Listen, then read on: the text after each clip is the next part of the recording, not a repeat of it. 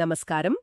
ఈరోజు మనం ఒక అదృశ్య శక్తి గురించి లోతుగా మాట్లాడుకోబోతున్నాం.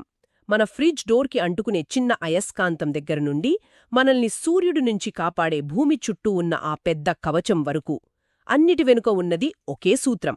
అదే అయస్కాంత క్షేత్రం. మన దగ్గర పోటీ పరీక్షల కోసం తయారు చేసిన కొన్ని సోర్సెస్ ఉన్నాయి. వాటి ఆధారంగా ఈ కనిపించని ప్రపంచం వెనుక ఉన్న రహస్యాలను, మన టెక్నాలజీని, మన గ్రహాన్ని ఇది ఎలా నడిపిస్తోందో సరదాగా తేలికైన భాషలో తెలుసుకునే ప్రయత్నం చేద్దాం. అవును.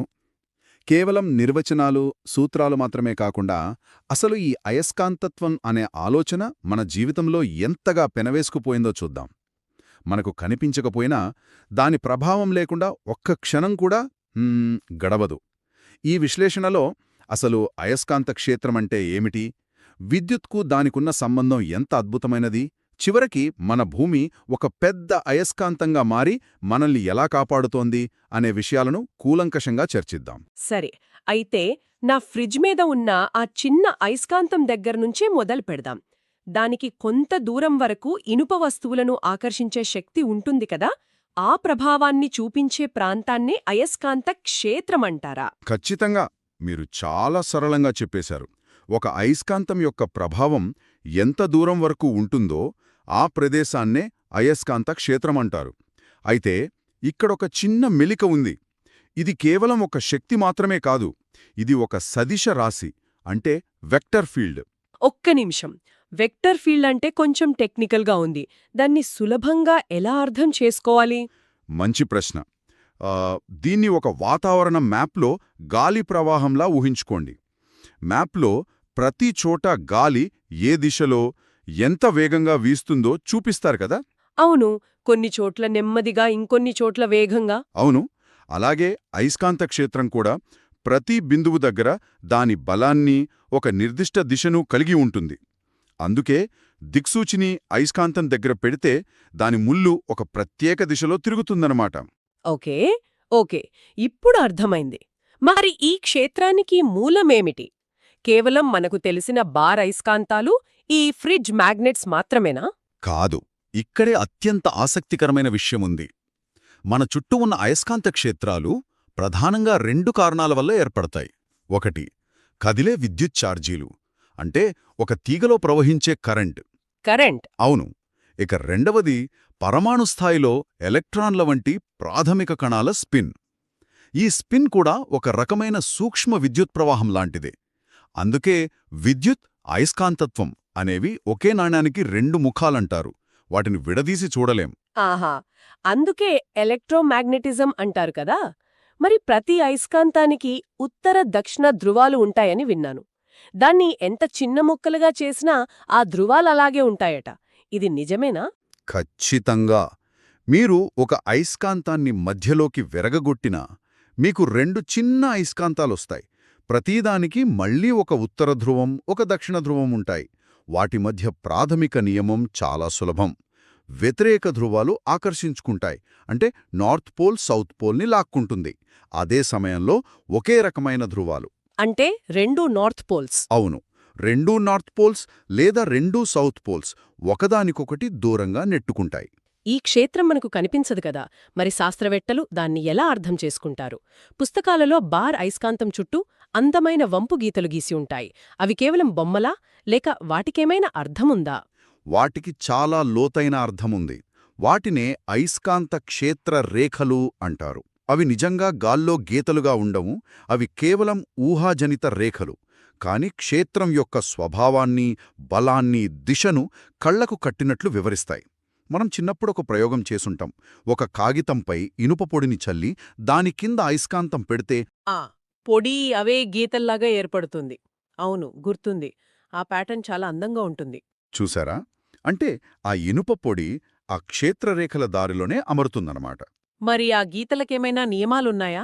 ఉన్నాయి. కొన్ని ముఖ్యమైన నియమాలున్నాయి. మొదటిది, ఈ రేఖలు అయస్కాంతం బయట ఎప్పుడూ ఉత్తర ధ్రువం నుండి మొదలై దక్షిణ ధ్రువంలోకి వెళతాయి.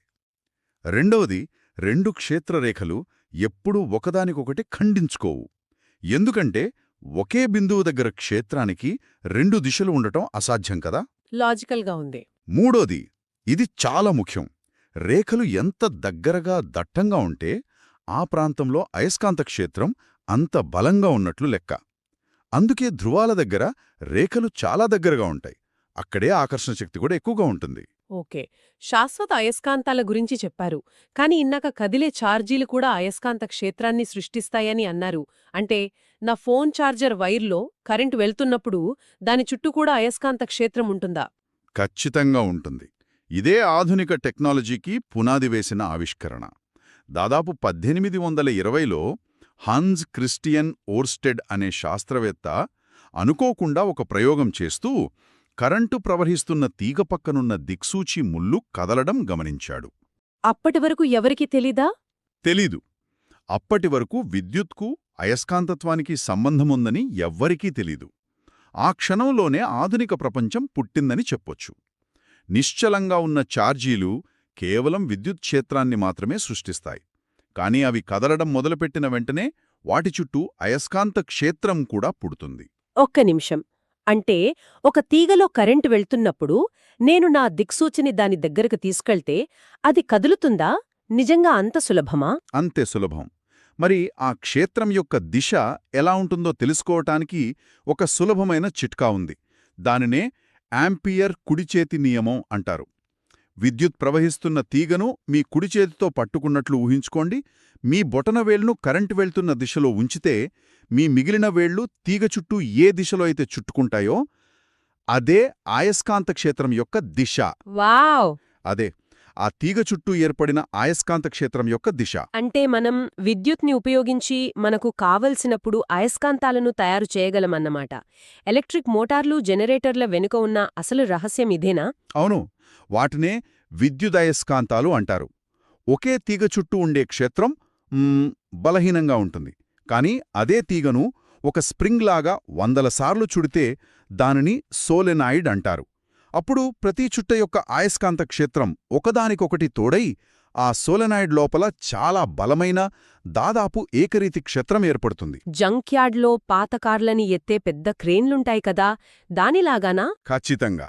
దాని చివర ఒక పెద్ద గుండ్రని ఇనుప దిమ్మ ఉంటుంది. అందులో విద్యుత్తును పంపినప్పుడు అది అత్యంత శక్తివంతమైన అయస్కాంతంగా మారి కారును గట్టిగా పట్టుకుంటుంది. కరెంట్ ఆఫ్ చేయగానే దాని అయస్కాంత శక్తిపోయి కారు కింద పడిపోతుంది. అద్భుతం! ఆన్ ఆఫ్ చేయగల అయస్కాంతం. ఇక్కడే ఇది మరింత ఆసక్తికరంగా మారుతోంది. కరెంటు ప్రవాహం అయస్కాంత క్షేత్రాన్ని సృష్టిస్తే దానికి వ్యతిరేకంగా ఆలోచిద్దాం. ఒకవేళ ఇప్పటికే ఉన్న ఒక అయస్కాంత క్షేత్రంలోకి ఒక ఎలక్ట్రాన్ లాంటి ఛార్జున్న కణం వేగంగా దూసుకెళ్తే ఏమవుతుంది? అప్పుడు ఆ కణంపై ఒక బలం పనిచేస్తుంది. దానినే లోరెంజ్ బలం అంటారు. ఇక్కడ సూత్రాల జోలికి వెళ్లకుండా దాని స్వభావాన్ని అర్థం చేసుకుందాం. ఈ బలం 3 విషయాలపై ఆధారపడి ఉంటుంది. కణం యొక్క ఛార్జి ఎంత ఎక్కువైతే అంత బలం, అది ఎంత వేగంగా వెళితే అంత బలం, మరియు అయస్కాంత క్షేత్రం ఎంత బలంగా ఉంటే అంత బలం. అంతేనా? అంతే. అంటే ఆ బలం ఆ కణాన్ని నెడుతుందా లేక లాగుతుందా? ఏ దిశలో పనిచేస్తుంది? అక్కడే సామే విచిత్రమైన విషయముంది. ఈ బలం ఎప్పుడూ ఆ కణం కదులుతున్న దిశకు, అయస్కాంత క్షేత్రం దిశకు, ఈ రెండింటికీ లంబంగా, అంటే 90 డిగ్రీల కోణంలో పనిచేస్తుంది. లంబంగానా? అంటే సైడ్ నుంచి నెడుతుందా? అవును, ఇదొక రకమైన సైడ్ పుష్ లాంటిది. మీరొక బంతిని నేరుగా ముందుకు విసిరితే పక్కనుంచి గాలి బలంగా వీస్తే అది పక్కకెలా వంగుతుందో అలాగనమాట. ఈ విచిత్రమైన బలం వల్లనే కణాలు అయస్కాంత క్షేత్రంలో నేరుగా వెళ్లకుండా వృత్తాకార లేదా సర్పిలాకార మార్గాల్లో తిరుగుతాయి. ఈ సైడ్ పుష్ సూత్రం ఎక్కడైనా ఉపయోగపడుతుందా? ఇది కేవలం థియరీ మాత్రమేనా? థియరీ అస్సలు కాదు. దీనికి 2 అద్భుతమైన ఉదాహరణలున్నాయి. ఒకటి, స్విట్జర్లాండ్లోని లార్జ్ హాడ్రాన్ కొలైడర్ వంటి పార్టికల్ యాక్సిలరేటర్లు. అక్కడ ప్రోటాన్లను దాదాపు కాంతి వేగంతో తిప్పడానికి ఈ లోరెంజ్ బలాన్నే ఉపయోగిస్తారు. ఇక రెండవ ఉదాహరణ మన కళ్లముందే ఉంది, లేదా కనీసం ధ్రువ ప్రాంతాల ఆకాశంలోనైనా ఉంది. అదే అరోరా బోరియాలిస్. అరోరాలు. ఆకాశంలో కనిపించే ఆ రంగుల వెలుగులకు దీనికి సంబంధముందా? పూర్తి సంబంధం ఉంది. దాని గురించి మనం భూ అయస్కాంత క్షేత్రం గురించి మాట్లాడేటప్పుడు మళ్లీ చర్చిద్దాం. తప్పకుండా. అయితే మళ్ళీ నా ఫ్రిడ్జ్ మ్యాగ్నెట్ దగ్గరికి వద్దాం. దానిలో కరెంటు ప్రవహించదు కదా, మరది శాశ్వతంగా ఎలా అయస్కాంతంగా ఉంటుంది? మంచి ప్రశ్న. ఇనుము కోబాల్ట్ నికెల్ వంటి కొన్ని ప్రత్యేక పదార్థాలలో పరమాణు స్థాయిలో ఎలక్ట్రాన్ స్పిన్ల వల్ల ప్రతి అణువు ఒక చిన్న సూక్ష్మ అయస్కాంతంలా పనిచేస్తుంది. ఈ పదార్థాలలో కోట్లాది అణువులు కలిసి ఒకే దిశలో అమరి అయస్కాంత డొమైన్లు అనే చిన్న చిన్న ప్రాంతాలను ఏర్పరుస్తాయి. డొమైన్లు అంటే చిన్న చిన్న గ్రూపులన్నమాట. అవును, ప్రతి డొమైన్ ఒక శక్తివంతమైన చిన్న అయస్కాంతం. అంటే ఒక సాధారణ ఇనుప ముక్కలో కూడా ఈ డొమైన్లుంటాయా? మరి దానికి అయస్కాంత శక్తి ఎందుకుండదు? ఉంటాయి, కానీ సాధారణ స్థితిలో ఈ డొమైన్లు ఒక క్రమపద్ధతి లేకుండా తలో దిక్కు చూస్తూ ఉంటాయి. దాంతో వాటి ప్రభావం ఒకదానికొకటి రద్దయిపోతుంది. కానీ ఆ ఇనుపు ముక్కను ఒక బలమైన బయటి అయస్కాంత క్షేత్రంలో పెట్టినప్పుడు ఒక అద్భుతం జరుగుతుంది. ఆ క్షేత్రం యొక్క బలంతో ఈ డొమైన్లన్నీ ఒకే దిశలోకి తిరుగుతాయి. సైన్యంలో సైనికులందరూ కమాండర్ ఆదేశంతో ఒకేసారి ఒకే దిశలోకి తిరిగినట్లుగా. ఓ, ఒకసారి అలా అమరిన తర్వాత బయట క్షేత్రాన్ని తొలగించినా కూడా చాలా డొమైన్లు అదే దిశలో ఉండిపోతాయి. అప్పుడు ఆ ఇనుపు ముక్క ఒక శాశ్వత అయస్కాంతంగా మారుతుంది. అంటే దాన్ని మళ్లీ పాత స్థితికి తీసుకురాగలమా? అంటే అయస్కాంత శక్తిని తీసేయగలమా? తీసుకురావచ్చు. దాన్ని గట్టిగా కింద కొట్టినా లేదా బాగా వేడి చేసినా ఆ డొమైన్లు మళ్లీ చల్లాచెదరైపోయి దాని అయస్కాంత శక్తి పోతుంది. మొత్తం మీద అర్థమేమిటంటే సూక్ష్మస్థాయిలో కదిలే ఎలక్ట్రాన్లైనా, స్థూల స్థాయిలో కదిలే విద్యుత్ ప్రవాహమైనా కదిలే ఛార్జీలే అయస్కాంతత్వానికి మూలం. ఈ సూత్రం మన గ్రహానికి ఎలా వర్తిస్తుంది?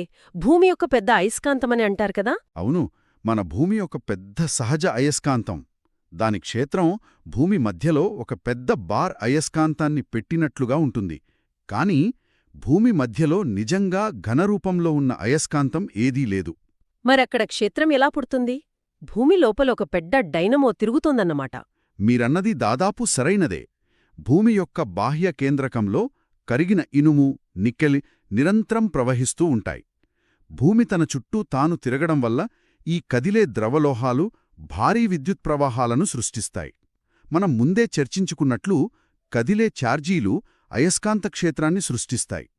ఆ విధంగా ఏర్పడినదే భూమి చుట్టూ ఉన్న ఈ పెద్ద అయస్కాంత క్షేత్రం. ఓకే, అంటే ఆ కరిగిన ఇనుము ప్రవాహమే మనకు ఈ కవచాన్నిస్తోంది. అవును. మరో ఆసక్తికరమైన విషయమేంటంటే ఈ అయస్కాంత అక్షం భూమి యొక్క భౌగోళిక అక్షం నుండి సుమారు 11 డిగ్రీలు వంగి ఉంటుంది. అందుకే దిక్సూచి ఖచ్చితంగా ఉత్తర ధ్రువాన్ని చూపించదు, కొంచెం పక్కకు చూపిస్తుంది. అంటే ఈ భూ అయస్కాంత క్షేత్రం మనకు కేవలం దిక్సూచిలో పనిచేయడానికేనా, లేక అంతకు మించిన ప్రయోజనముందా? అంతకు మించిన మన మనుగడకే ఆధారమైన ప్రయోజనముంది. ఇది మనకు ఒక రక్షణ కవచంలా పనిచేస్తుంది.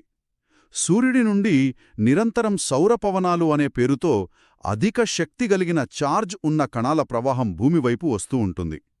ఈ అయస్కాంత క్షేత్రం ఆ హానికరమైన కణాలను భూమిని చేరకుండా అంతరిక్షంలోకే తిరిగి పంపిస్తుంది. ఒకవేళ ఈ క్షేత్రం లేకపోతే ఏమయ్యేది? అది లేకపోతే ఈ సౌరపవనాలు నేరుగా మన వాతావరణాన్ని తాకి దాన్ని నెమ్మదిగా నాశనం చేసేవి. అంగారక గ్రహానికి ఒకప్పుడు దట్టమైన వాతావరణం ఉండేదని, కాని దాని అయస్కాంత క్షేత్రం బలహీనపడటం వల్లే సౌరపవనాలకు దాని వాతావరణం కొట్టుకుపోయిందని శాస్త్రవేత్తలు భావిస్తున్నారు. అంటే ఈ కవచం లేకపోతే భూమిపై జీవం అసాధ్యమయ్యేది. ఖచ్చితంగా. ఇక్కడే నాకింకో విషయం గుర్తొచ్చింది.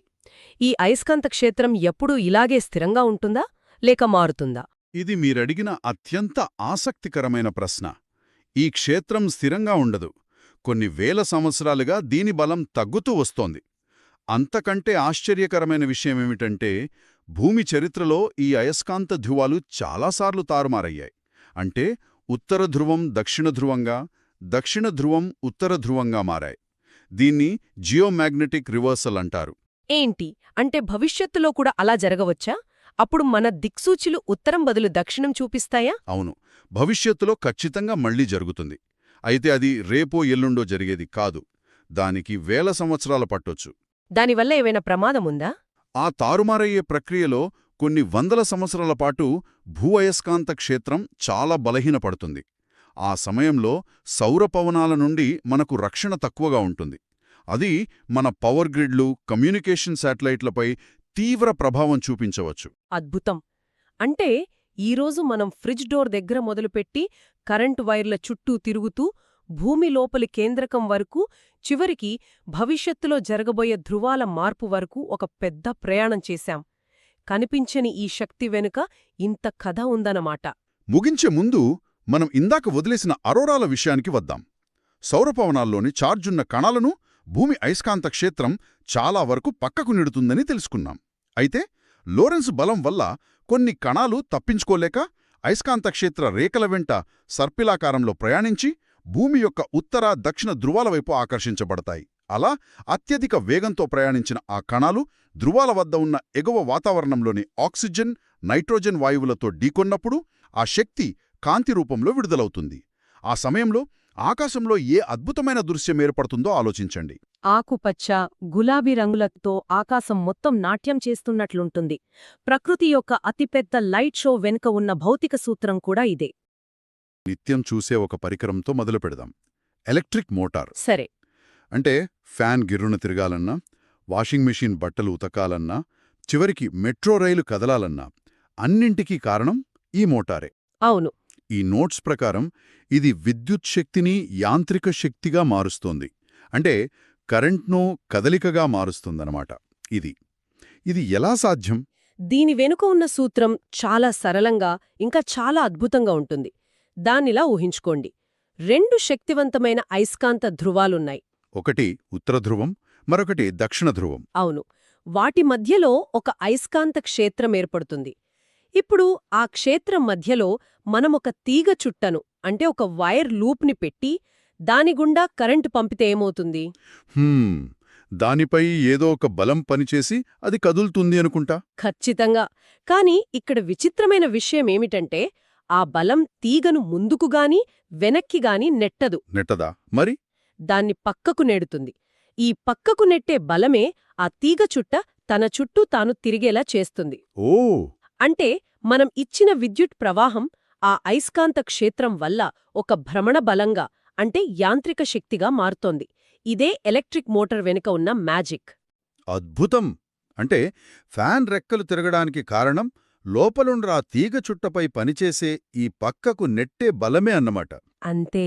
ఈ విషయం తెలిసాక ఎలక్ట్రిక్ కార్లు, పంపులు, పరిశ్రమలోని రోబోటిక్ ఆర్మ్స్ ఇవన్నీ ఎలా పనిచేస్తున్నాయో స్పష్టంగా అర్థమవుతోంది. అవును. సరే, మనం కరెంటిచ్చి కదలికను పొందుతున్నాం. కాని నాకు సందేహం, దీనికి రివర్స్ సాధ్యమేనా? అంటే ఒక వస్తువును తిప్పడం ద్వారా మనం కరెంటును పుట్టించగలమా? మీరు చాలా కీలకమైన ప్రశ్న అడిగారు. అక్కడే జనరేటర్ల పాత్ర మొదలవుతుంది. జనరేటర్లు మోటార్లకు పూర్తిగా వ్యతిరేకం. పూర్తిగా వ్యతిరేకమా? అవును. అవి యాంత్రిక శక్తిని అంటే కదలికను విద్యుత్ శక్తిగా మారుస్తాయి. దీని వెనుక ఉన్నది ఫారడేయులుక్క విద్యుత్ అయస్కాంత ప్రేరణ సూత్రం. ఓకే. సింపుల్గా చెప్పాలంటే మీరు ఒక అయస్కాంత క్షేత్రంలో తీగ చుట్టను బలవంతంగా తిప్పితే ఆ అయస్కాంత క్షేత్రం ఆ తీగలో ఉన్న ఎలక్ట్రాన్లను కదిలేలా చేస్తుంది. ఎలక్ట్రాన్ల కదలిక. కదిలే ఎలక్ట్రాన్ల ప్రవాహాన్నే మనం విద్యుత్ లేదా కరెంట్ అంటాం. ఒక్క నిమిషం. అంటే ఇప్పుడు ఈ థర్మల్ పవర్ ప్లాంట్లో బొగ్గును మండించడం, అవును, అలాగే హైడ్రో పవర్ ప్లాంట్లో నీటిని వేగంగా పంపడం, విండ్ మిల్స్లో గాలిని ఉపయోగించడం, వీటన్నిటి అంతిమ లక్ష్యం ఆ జనరేటర్లోని తీగ చుట్టుని తిప్పడమేనా? 100% నిజం.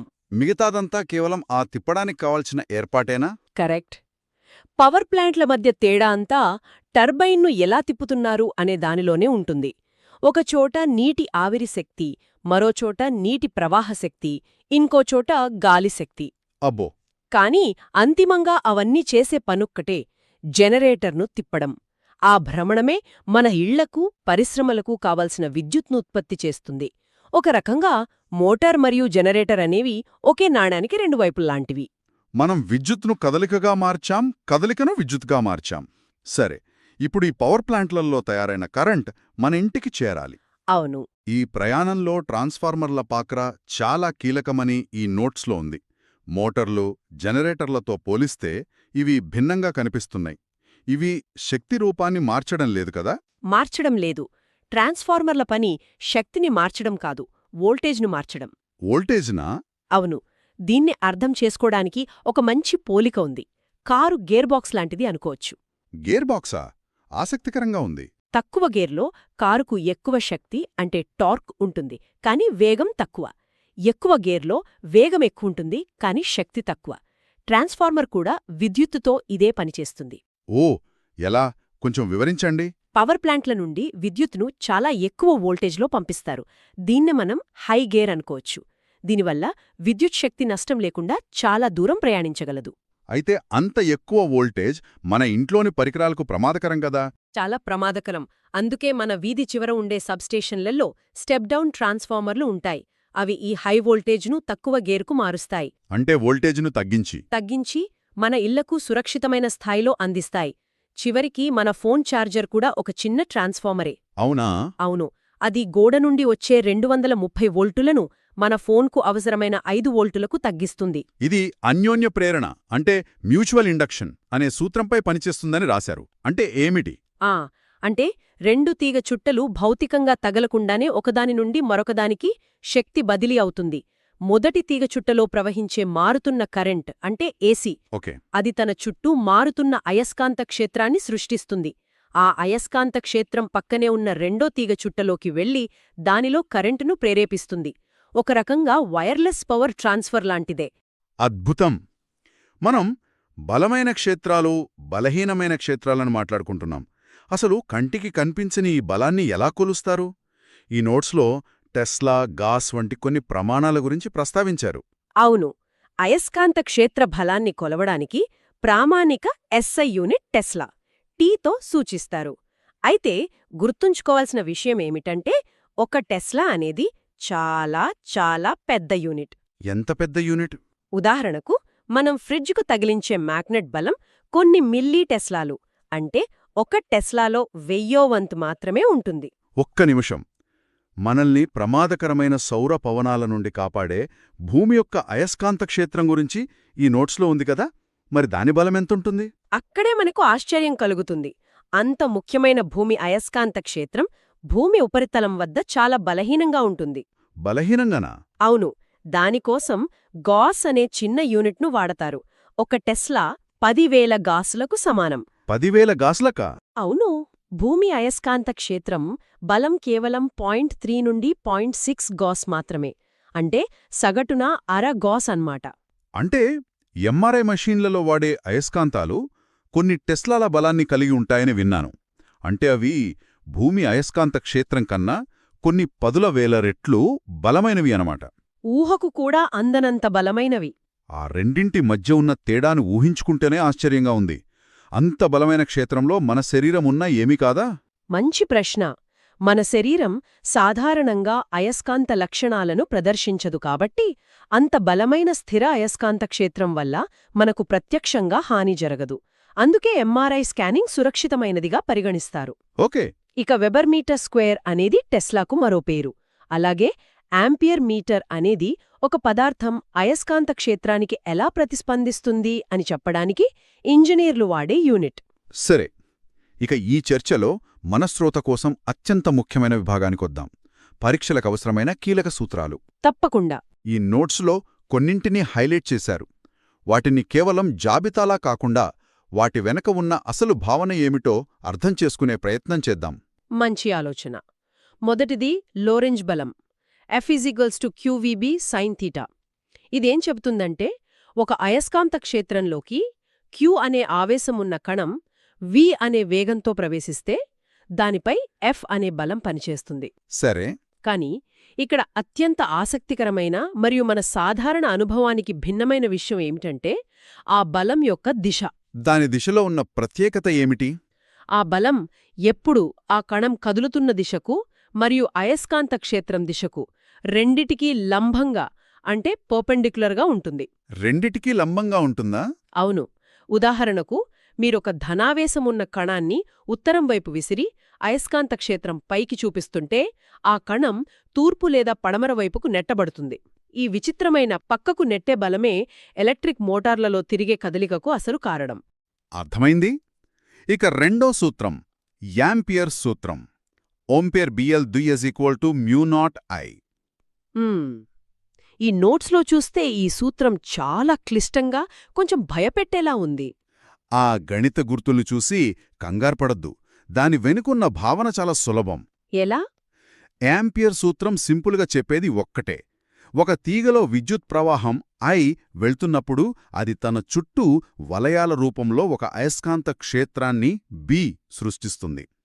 మీరు కరెంటును పెంచితే చుట్టూ ఉన్న అయస్కాంత క్షేత్రం బలం కూడా పెరుగుతుంది. అంతే. మరి ఆ క్లిష్టమైన సూత్రం దేనికి? ఆ సూత్రం ఆ బలాన్ని ఏ పాయింట్ దగ్గరైనా ఖచ్చితంగా లెక్కించడానికి ఉపయోగపడుతుంది. పరీక్షలో దీనిపై ప్రశ్న వస్తే ఒకే దిశలో కరెంటు ప్రవహించే రెండు సమాంతర తీగలు ఎందుకు ఆకర్షించుకుంటాయో వివరించడానికి ఈ సూత్రమే ఆధారం. ఓకే, ఇప్పుడు స్పష్టంగా ఉంది. ఇక మూడవది సాలినాయిడ్ క్షేత్రం B=μ0Ni. ముందుగా సాలినాయిడ్ అంటే ఏమిటి? దానికి ప్రత్యేకంగా ఒక సూత్రమెందుకు? సోలనాయిడ్ అంటే ఒక స్ప్రింగ్లాగా చుట్టిన పొడవైన తీగ చుట్ట. దాని గుండా కరెంటు పంపినప్పుడు ఒక అద్భుతం జరుగుతుంది. అద్భుతమా? అవును, ప్రతి ఒక్క తీగ వలయం సృష్టించిన చిన్న చిన్న అయస్కాంత క్షేత్రాలన్నీ లోపల ఒకదానికొకటి కలిసిపోయి చాలా బలమైన ఏకరీతి అంటే యూనిఫామ్ అయస్కాంత క్షేత్రం ఏర్పడుతుంది. ఓహో, అంటే ఒక క్రమపద్ధతిలో ఉంటుందన్నమాట. కరెక్ట్. జంక్యార్డులలో కార్లను పైకి లేపే పెద్ద పెద్ద విద్యుత్ అయస్కాంతాలు, ఆస్పత్రులలోని పరికరాలు, కాలింగ్ బెల్స్, వీటన్నింటిలోనూ ఈ సోలెనాయిడ్ సూత్రమే పనిచేస్తుంది. ఆ క్షేత్రబలం బి, తీగ చుట్టల సంఖ్య ఎన్ మరియు కరెంట్ ఐపై ఆధారపడి ఉంటుందని ఈ సూత్రం చెబుతోంది. ఈ సూత్రాల దిశను కనుక్కోవడానికి కుడిచేతి నియమం అంటే రైట్ హ్యాండ్ రూల్ చాలా ముఖ్యమని ఈ నోట్స్లో చివర్లో నొక్కి చెప్పారు. నాకు కాలేజీ రోజుల్లో ఇది చాలా గందరగోళంగా ఉండేది. అవునా? పరీక్ష హాల్లో నా చేతిని రకరకాల భంగిమల్లో తిప్పుతూ ఉంటే ఇన్విజిలేటర్ నా వైపు అనుమానంగా చూసేవారు. దీన్ని గుర్తుంచుకోవడానికి ఏదైనా సులభమైన మార్గముందా? ఆ అనుభవం చాలామందికి ఉంటుంది. ఒక సులభమైన పద్ధతి ఉంది. చెప్పండి. మీ కుడిచేతి బొటనవేలును కరెంటు ప్రవహించే దిశలో పెట్టండి. అప్పుడు మీ మిగిలిన వేళ్లు తీగ చుట్టూ ఏ దిశలో అయితే ముడుచుకుంటాయో అదే అయస్కాంత క్షేత్రం యొక్క దిశ. ఇది చాలా సులభంగా ఉండే. అవును, ఇది చాలా వరకు ప్రాథమిక సమస్యలను పరిష్కరించడానికి సహాయపడుతుంది. కాబట్టి ఈరోజు మన చర్చను ఒక్కసారి సింహావలోకనం చేసుకుంటే ఫ్యాన్ల నుండి పవర్ ప్లాంట్లు వరకు మన చుట్టూ ఉన్న ఎన్నో పరికరాల వెనక ఉన్న అయస్కాంత సూత్రాలను చూశాం. అవును. మోటార్లు విద్యుత్తును కదలికగా, జనరేటర్లు కదలికను విద్యుత్తుగా, అలాగే ట్రాన్స్ఫార్మర్లు వోల్టేజ్ను ఎలా మారుస్తాయో అర్థం చేసుకున్నాం. అలాగే వాటిని కొలిచే ప్రమాణాలైన టెస్లా, గాజ్ గురించి, ఇంకా పరీక్షలకు అత్యంత అవసరమైన లారెంజ్ బలం, యాంపియర్ సూత్రం, సాలినాయిడ్ క్షేత్రం వంటి కీలక సూత్రాల వెనుక ఉన్న అసలైన భావనలను కూడా చర్చించుకున్నాం. నిజమే. ఇక్కడ మనం గమనించాల్సిన ప్రధాన విషయమేమిటంటే ఇవి కేవలం పరీక్షల్లో మార్కులు తెచ్చుకోవడానికి మాత్రమే కాదు. కాదో స్మార్ట్ ఫోన్ల నుండి అంతరిక్ష నౌకల వరకు మన చుట్టూ ఉన్న టెక్నాలజీ ప్రపంచం ఎలా పనిచేస్తుందో అర్థం చేసుకోవడానికి ఇవి పునాది వంటివి. ముగించే ముందు శ్రోతల కోసం ఒక ఆలోచన. ఈ నోట్స్లో భూమి యొక్క అయస్కాంత క్షేత్రం మనల్ని సౌర పవనాల నుండి ఒక కవచంలా రక్షిస్తుందని ఉంది. అవును. భూమి చరిత్రలో దాని అయస్కాంత ధృవాలు చాలాసార్లు తారుమారయ్యాయని, అంటే ఉత్తర ధ్రువం దక్షిణంగా, దక్షిణ ధ్రువం ఉత్తరంగా మారాయని భూగర్భ శాస్త్రవేత్తలు చెబుతున్నారు. అవును, అది నిజమే. ఒకవేళ భవిష్యత్తులో ఈ ధృవాలు మళ్లీ తారుమారయ్యే ప్రక్రియ మొదలై మన అయస్కాంత క్షేత్రం తాత్కాలికంగా బలహీనపడితే మన కమ్యూనికేషన్ శాటిలైట్లపై, పవర్ గ్రిడ్లపై, వలసపోయే పక్షులపై మరియు మొత్తం జీవనంపై ఎలాంటి ప్రభావాలు ఉండవచ్చని మనం ఊహించగలం? ఇది చాలా లోతుగా ఆలోచించాల్సిన విషయం. దీని గురించి ఆలోచించండి.